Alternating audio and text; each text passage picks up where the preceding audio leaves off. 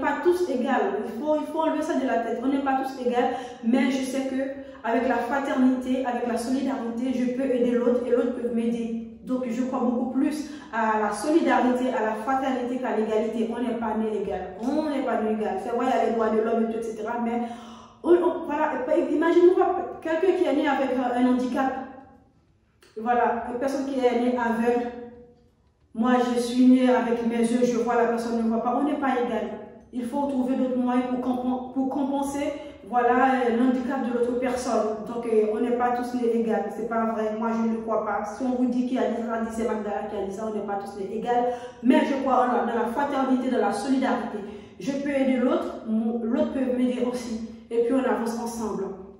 Donc, la solidarité, elle demande beaucoup du courage pour être solidaire parce que tout le monde ne peut pas être solidaire. Du temps aussi parce que tu donnes ton temps à l'autre, ton argent à l'autre. Hein.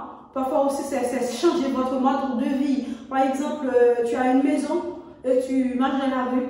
Il y a un frère, il y a une soeur, il y a une personne que tu rencontres qui a un problème de logement qui dort dans la rue.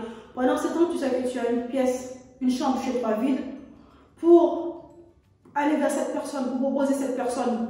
Cette chambre pour dormir pendant le temps que cette personne trouve, voilà, améliorer sa situation, il faut avoir du courage. Et puis, il faut aussi changer votre mode de vie. Donc, si tu avais l'habitude de travailler dans cette chambre, vous allez emboîter, cartonner tout ce que tu as dans cette chambre pour libérer cette chambre, pour donner à cette personne pendant le temps, voilà, qu'il va être logé chez vous ou chez toi. Donc, il faut aussi voir que la solidarité, c'est prendre sur soi-même, c'est changer votre mode de vie pour améliorer la vie de l'autre. Voilà. Être solidaire n'est pas toujours inné, malheureusement. Mais j'aimerais vous dire heureusement que ça s'apprend. Et aussi, il faut savoir que lorsqu'on est solidaire, c'est quelque chose qui augmente votre expérience de vie.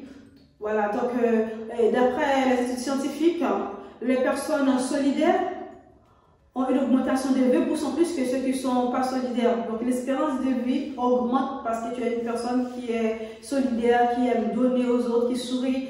Et on vieillit moins rapidement lorsqu'on est solidaire, parce que lorsqu'on est solidaire, on est beaucoup plus en paix, on sourit beaucoup plus, on est content, donc ça ralentit le vieillissement. Et aussi la solidarité aussi augmente la qualité de votre vie et de votre santé mentale. Et puis aussi, je vais citer un grand qui faisait partie de ce monde, par exemple pour Forbes. Il a dit quoi? Il avait dit que la solidarité, c'est la clé qui permet de libérer le pouvoir de la diversité.